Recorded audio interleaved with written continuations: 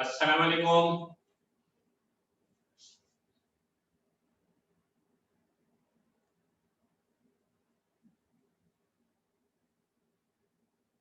Second year Lama, उम्मीद है आपका मेकअप अभी तक मेल्ट नहीं हुआ होगा, तो आप कैमरा ऑन कर सकते हैं।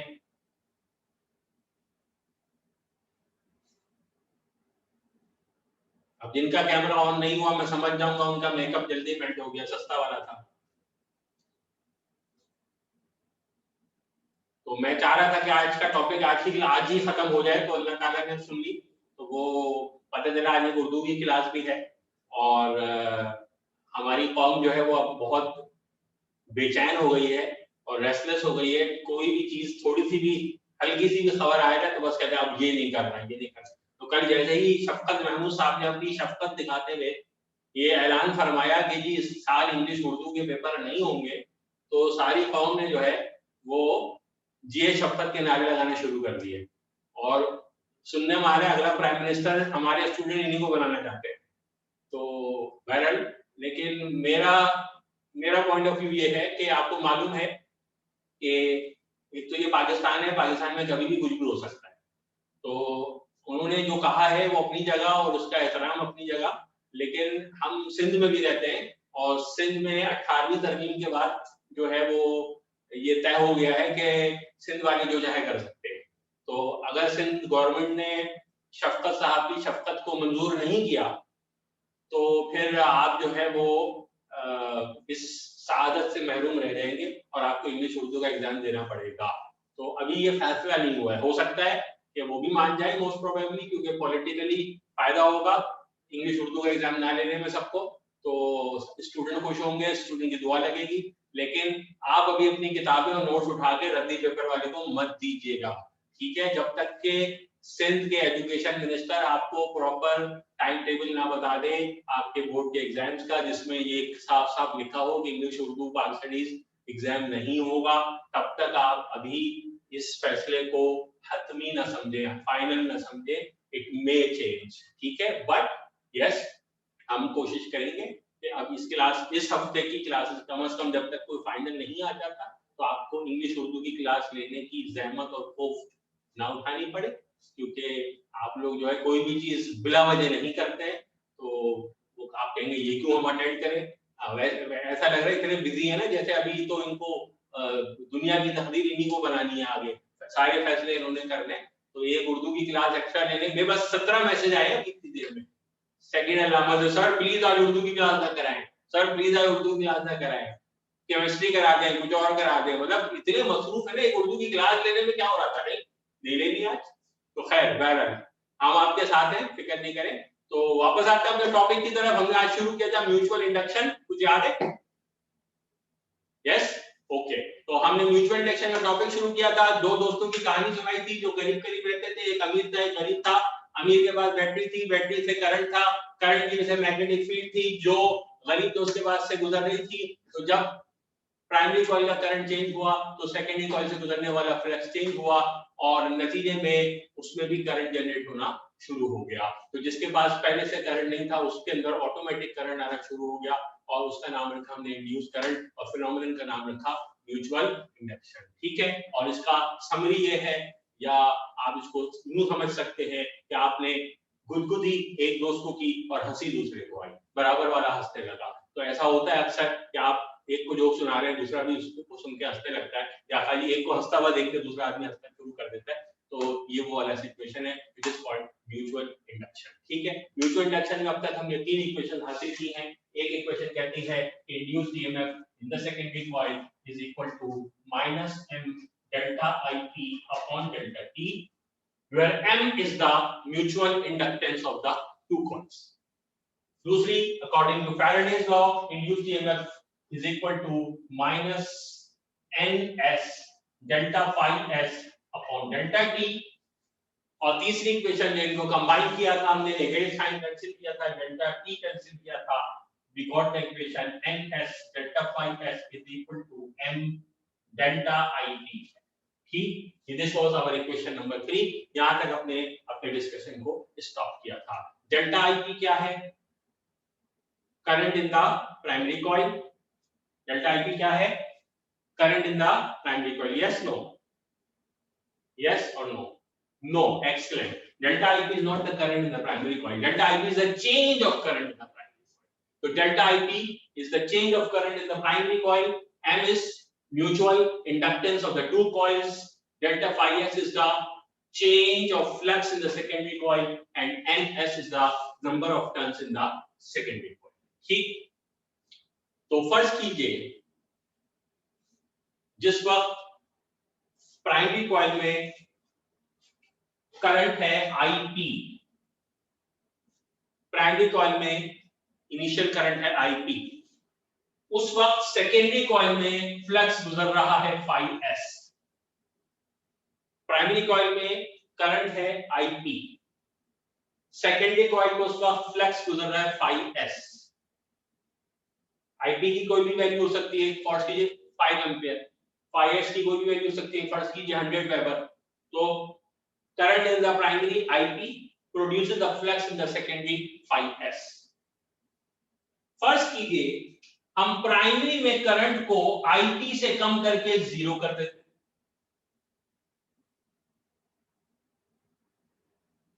हम प्राइमरी में करंट को आईपी से कम करके जीरो कर देते हैं, तो सेकेंडरी में जो फ्लक्स फाई एस था उस पर कोई असर होगा? होगा। तो फ्लक्स पे क्या असर होगा? जब प्राइमरी का करंट आईपी से कम करके जीरो करेंगे तो सेकेंडरी के फ्लक्स पे क्या असर होगा?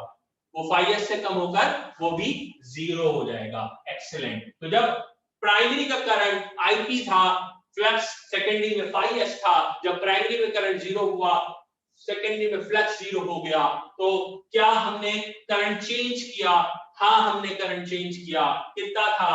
आईपी, अब कितना है? जीरो। तो what is the change in current? Delta IP कितना होगा? Can you calculate delta IP? Yes, initial current कितना था? IP, फाइनल कितना है? जीरो। तो क्या हुआ? Delta IP is equal to क्या?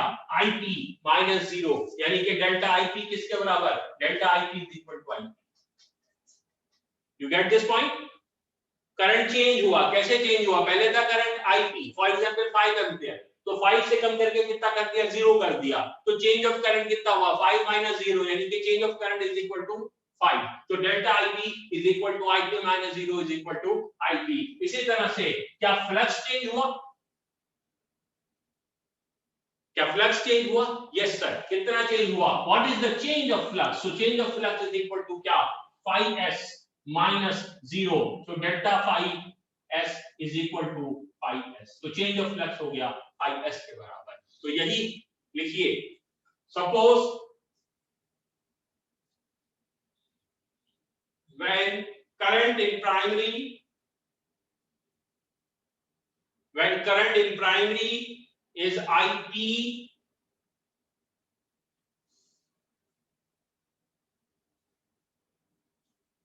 suppose when current in primary is IP, the flux through secondary is phi s.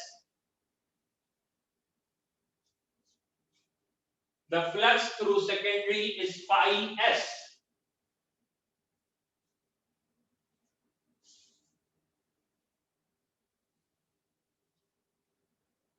If we reduce the current in primary,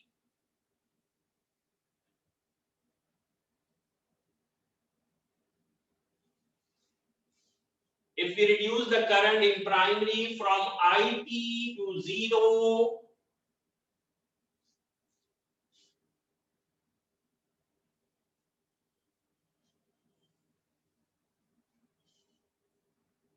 the flux through secondary will also be reduced to zero.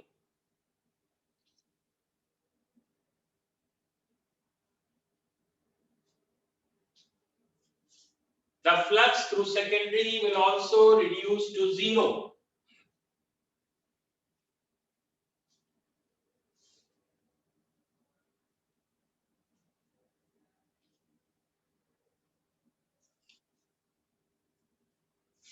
In this case,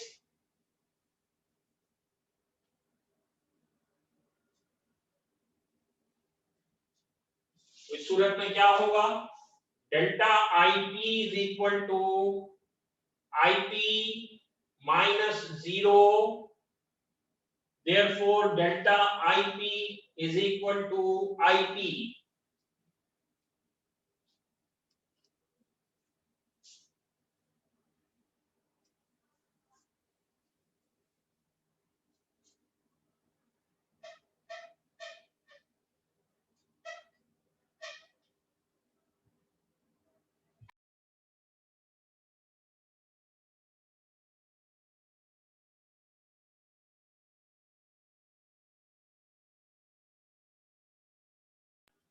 Delta phi s is equal to phi s minus 0, therefore delta phi s is equal to phi s.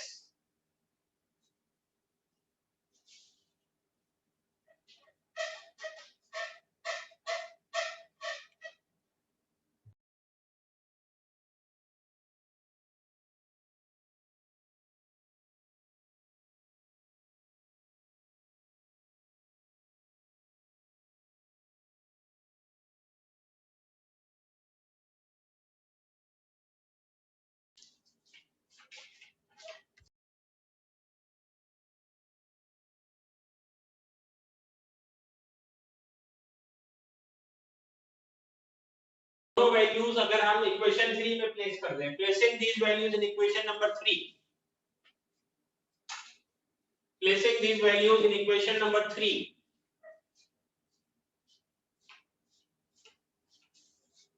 तो NS phi f is equal to क्या क्या फर्क आया, देखिए equation 3 क्या थी, NS delta phi s, equation में change of flux की बात हो रही थी, अब वो चेंज ऑफ फ्लक्स किसके बराबर हो गया, phi s के, तो NS phi f is equal to M delta IP, delta IP change of current था, वो चेंज ऑफ करंट किसके बराबर हो गया, IP के, तो आपकी इक्वेशन हो गई NS phi s is equal to M into IP, तो इस इक्वेशन को हम ब्लॉक कर लेंगे, NS phi f is equal to M into IP.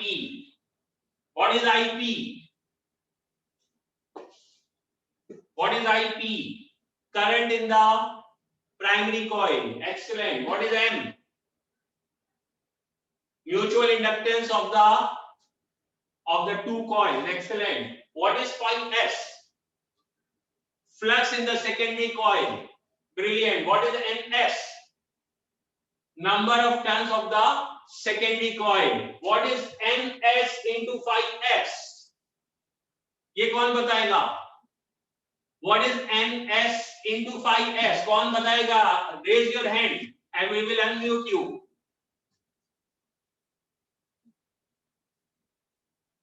What is NS into phi S? Okay, Haya Javed.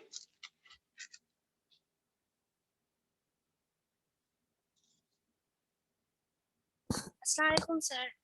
It is the EMF of the secondary coil. No, I asked what is NS into phi S? Duashams.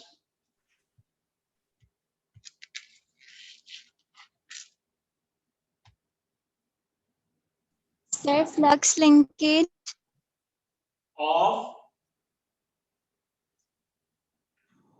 Of secondary coil. Excellent. So NS into phi S is number of turns times flux, and शुरू में बताया था number of turns when multiplied by flux becomes flux linkage. So NS into phi S is actually the flux linkage of secondary coil. Brilliant. So आपने flux linkage of secondary coil की equation हासिल कर ली है. Flux linkage of the secondary coil is equal to this into this. Can you read this? How do we define flux linkage of the secondary coil? Can anybody read this for me? Sufia Afzal.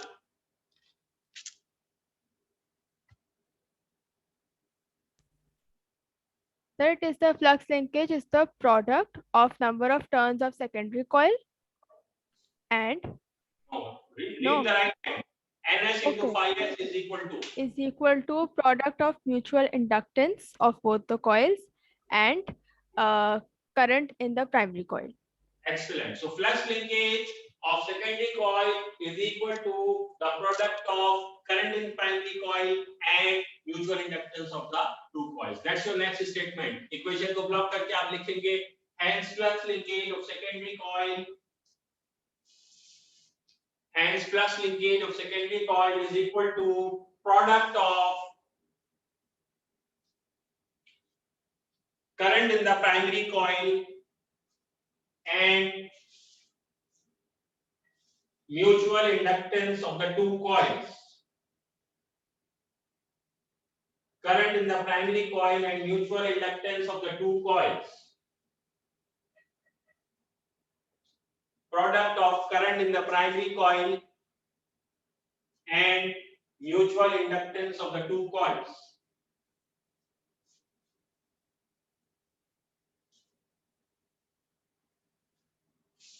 ठीक. अच्छा, हमें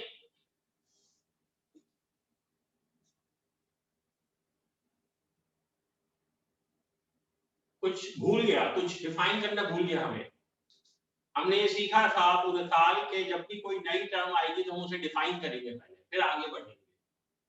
तो एक नई term आई है और हमने अभी तक उसको डिफाइन नहीं किया. कौन सी इक्वेशन में आई है वो टर्म? आज की डेरिवेशन में 4 इक्वेशंस थी, 1 2 3 4. कौन सी इक्वेशन में वो टर्म आई है जिसको हमने अभी तक डिफाइन नहीं किया? Yes, equation number 1, that's mutual inductance. We haven't defined mutual inductance as yet. तो equation 1 में ये जो mutual inductance आया है इसको हमें डिफाइन करना है. तो इसके लिए डिफाइन करने का आलमी तरीका, उसकी पहली इक्वेशन जिसमें वो आया है पहले वो ही लिख लें अपने सामने. तो म्यूचुअल इंडक्टेंस की इक्वेशन लिख लें. तो म्यूचुअल इंडक्टेंस किसके बराबर होगा इससे पूछिए. M के साथ ये जो चीज है ये क्या हो रही है? मल्टीप्लाई, वहां जाकर डिवाइड. तो M इज इक्वल टू क्या? EMF in the secondary divided by delta IP upon delta T. सही. अगर आप इस इक्वेशन को अल्फाज में पढ़ दें, if you can read this equation in words, that's your definition. That's the definition of mutual inductance. सिर्फ इस इक्वेशन को पढ़ना है. ये क्या है? ये इस लाइन का मतलब पता है किसी को? इसको क्या बोलते हैं? सम, डिफरेंस, प्रोडक्ट, रेशियो. रेशियो नहीं कह रहे, नहीं. हाइपोग्लाइसीमिया हो गया, कुछ खा ले जी. ये क्या है? रेशियो.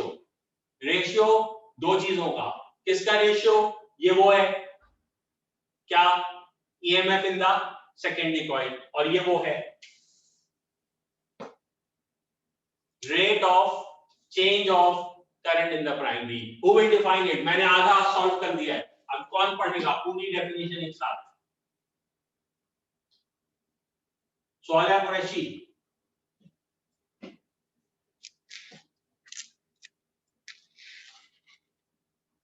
SU नहीं, SAU. सवाल यहाँ किस पहले का?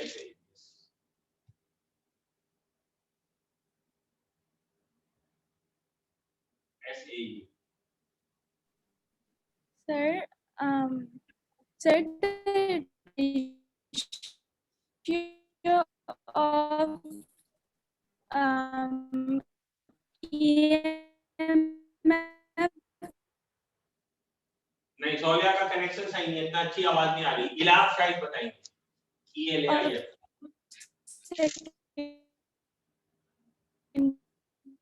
And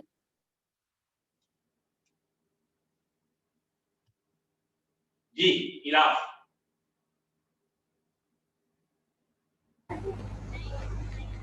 Mutual inductance of the two coils is the ratio of EMF of secondary coil and rate of change of current in primary coil. Wonderful, brilliant, बहुत अच्छा, शाबाश. लिखिए म्यूचुअल इंडक्टेंस की सब हेडिंग है म्यूचुअल इंडक्टेंस. आप definition लिख रहे हैं उसकी. अब the ratio between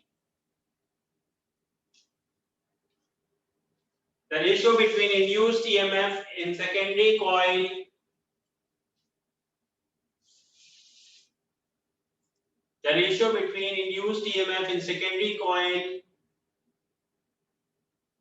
and rate of change of current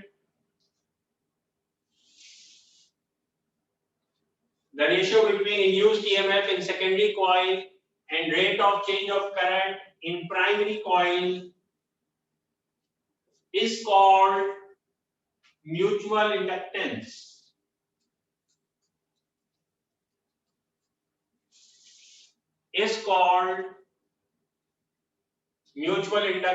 Of the two coils.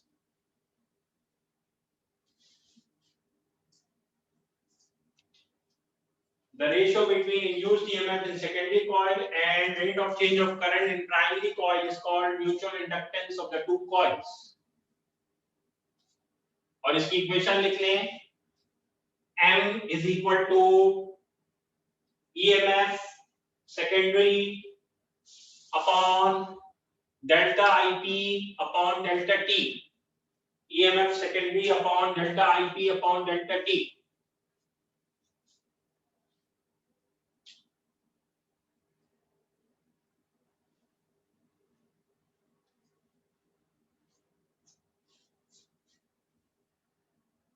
ठीक है, इसके बाद हम इसको दूसरी इक्वेशन से भी डिफाइन करेंगे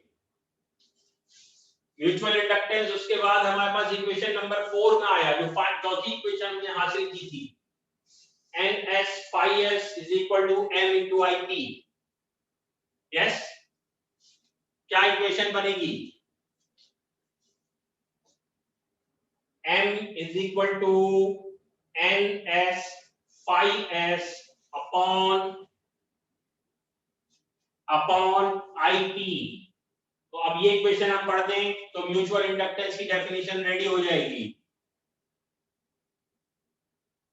कैसे पढ़ेंगे ये equation?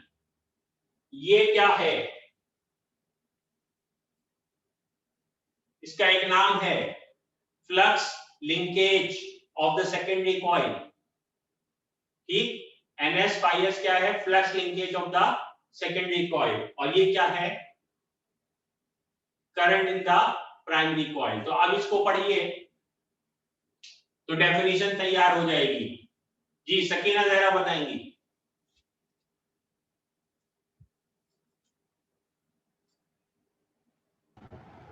It is the ratio of flux linkage of the primary coil to the current passing through the primary coil.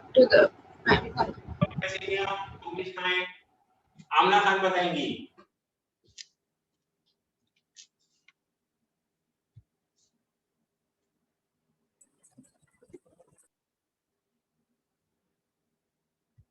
Ji Amna. It is the ratio of the flux linkage of the secondary coil to the current in the primary coil.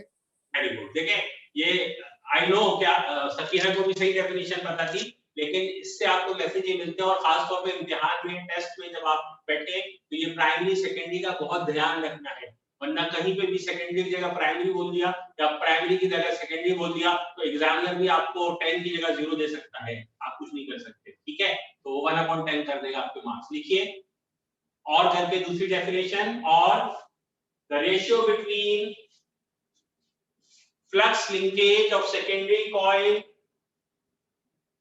the ratio between flux linkage of secondary coil and current in the primary coil, the ratio between flux linkage of secondary coil and current in the primary coil is called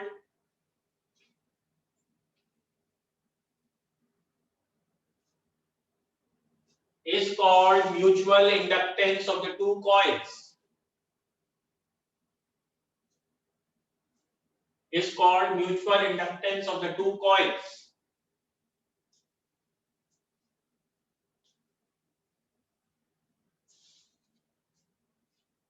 equation लिख लीजिए।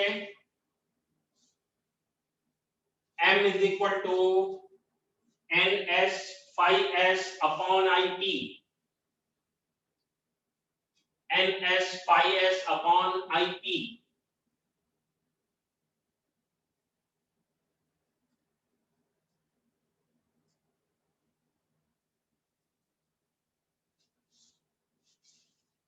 ठीक, definition complete. बहुत जल्दी में आज third block में क्या होता होगा बेचारे टीचर, जो थर्ड ब्लॉक तक तो आप लोगों की बैटरी बिल्कुल डाउन हो जाती है। डेफिनेशन कंप्लीट हो गई होगी से, क्या बाकी है? यूनिट बाकी है। जी हाँ, यूनिट बाकी है। यूनिट के बगैर डेफिनेशन कभी कंप्लीट नहीं होती। तो यूनिट बताइए इसका, यूनिट बताइए। इक्वेशन बता देगी आपको यूनिट की, सब कुछ डेफिनेशन यूनिट सब इक्वेशन से आता है। ईएमएफ का यूनिट,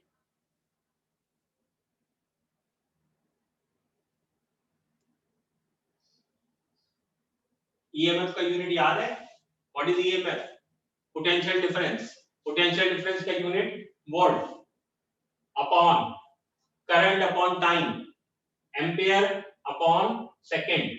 तो volt upon ampere upon second, या शॉर्ट फॉर्म में कह सकते हैं volt second upon ampere. Volt second upon ampere. तो volt upon ampere upon second, या सेकेंड डिनोमिनेटर का डिनोमिनेटर है तो न्यूमरेटर में चला जाएगा, तो this will become volt second upon ampere. सही? तो लिखिए the unit of mutual inductance is, the unit of mutual inductance is क्या? Unit of mutual inductance is volt second upon ampere.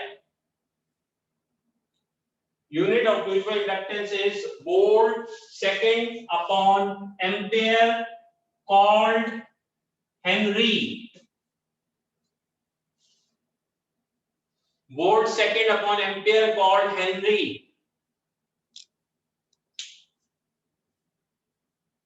ठीक है? हेनरी कॉरी याद है? Professor Henry Carry. इंग्लिश में जो फर्स्ट ईयर के प्रोग्रेस में नहीं पढ़ा था, इम्तिहान ही नहीं हुए तो पढ़ा कहाँ होगा जी। तो इसका नाम है हेनरी, यूनिट का नाम है हेनरी। तो what should we do now? Define Henry. अब हेनरी को डिफाइन करेंगे, और हेनरी को डिफाइन करने का मतलब कितने Henry? 1 Henry. So when we have to define a unit, we have to define the unit value 1 Henry. So 1 Henry mutual inductance कब होगी? When will the mutual inductance be 1 Henry? तो again equation से जाके पूछिए कि answer इसका 1 कब आएगा। म्यूचुअल इंडक्टेंस का आंसर 1 कब आएगा? जब induced EMF in the secondary कितना होगा? 1 वोल्ट। और rate of change of current primary का कितना होगा? 1 एम्पियर पर सेकेंड। एक्सीलेंट। तो जब rate of change of current 1 ampere per second हो और इंड्यूस्ड ईएमएफ 1 वोल्ट हो, तो 1 अपॉन 1 का आंसर आएगा 1। उस वक्त mutual inductance of the two coils will be called 1 Henry. सही? तो इसी को अल्फाज में लिख लेते हैं। हेनरी की डेफिनेशन लिखने जा रहे हैं आप। If the current changing at the rate of, if the current changing at the rate of 1 ampere per second,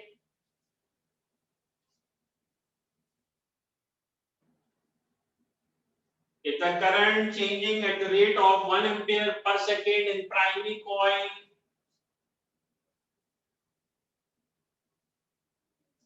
if the current changing at the rate of 1 ampere per second in the primary coil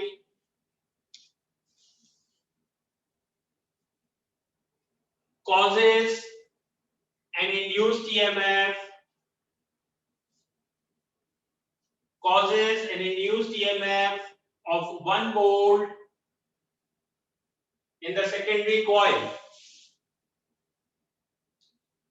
causes an induced EMF of 1 volt in the secondary coil,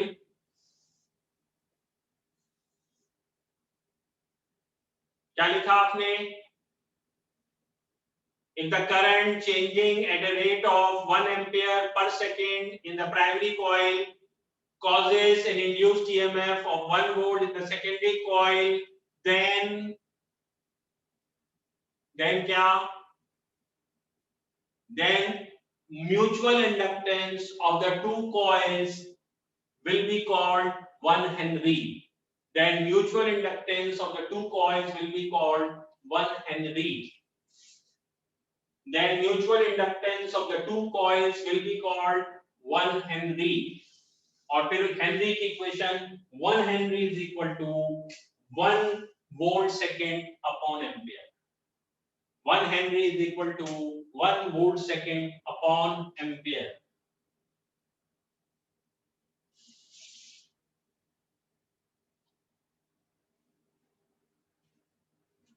One Henry is equal to 1 volt second upon ampere. ठीक है, यहाँ हमारा आज का topic complete होता है, mutual induction. इंशाल्लाह Saturday की क्लास में हम नेक्स्ट टॉपिक पढ़ेंगे। उसके लिए इंतहाई जरूरी है कि आप आज का टॉपिक आज पूरा याद कर लें, और अगर ये आपने आज पूरा याद कर लिया तो सैटरडे की क्लास, आप क्लास के दौरान ही टॉपिक रेडी हो जाएगा, सैटरडे को उसका टेस्ट हो सकता है। ठीक है, तो सैटरडे का topic is just like a copy of today's topic, बहुत ज्यादा कॉमन है। आज का टॉपिक आज याद कर लें तो सैटरडे को बहुत आसानी हो जाएगी हमें नेक्स्ट टॉपिक को क्लास में ही याद कर लें। ठीक है, अहम मशवरा फिर बता दूं आपको, देखें टर्मोइल का टाइम है, क्विक चेंजेस का टाइम है, पैनिक का टाइम है, लेकिन आप पैनिक से जब बचेंगे जब आप मॉब मेंटालिटी से दूर रहें। मॉब मेंटालिटी क्या है? जिसमें पूरी कौम पड़ चुकी है।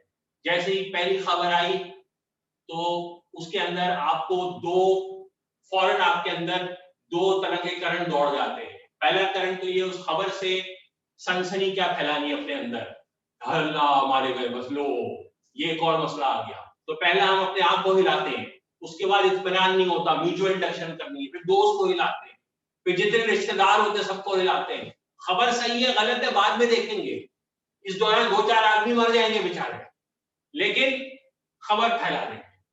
तो इस तरह खबर नहीं फैलाई जाती, पहले खबर की तस्दीक की जाती है, और उसके लिए हम हैं, ये टेंशन हमें लेने दें। तो हमें पता है किस तरह तस्दीक करनी है, कितनी दफा करनी है, और कहां से करनी है, और कब बताना है। उससे पहले कोई खबर ना आगे फैलाने की कोशिश करें, ना उस पर गौर करने की कोशिश करें। इसमें मैं फिर आपको एक वाकया सुनाता हूँ कि पैनिक से और जल्दी खबर की तस्दीक के बगैर क्या होता है। थोड़ा सा बदतमीजी वाला वाकया है, बुरा मत मानिएगा। तो एक लड़का बेचारा काम पे था, कहीं किसी काम से गया हुआ था, घर से फोन आया अम्मा का, तो फौरन पहुंचो घर। भागा घबराता हुआ, पता नहीं क्या हुआ, घर पहुंचा तो दरवाजे पर अब्बा खड़े थे, उन्होंने चप्पल से मारना शुरू कर दिया उसको, खूब मारा। उसके बाद धक्का देकर ड्राइंग रूम में ले गए, तो वहां एक खातून और उनकी बेटी बैठी हुई थी, बेटी खड़ी हुई कहने लगी अम्मी चले, ये वो नहीं है। तो अब्बा ने तहकीक किए बगैर बच्चे को मार दिया। इसको कहते हैं पैनिक में एक्शन लेना। तो वो समझे कि मेरे बेटे की शिकायत आई है, बाहर को पता लगा उनका बेटा ही नहीं था, वो बच्ची ने गलत घर पे पहुंच गई थी वो। तो पैनिक ना करें आइंदा, ठीक है, रेस्ट करें, रिलैक्स करें। कोई नई खबर आए आपने अपना काम करना है, पढ़ते रहना है, फोकस पढ़ाई पे रखिए।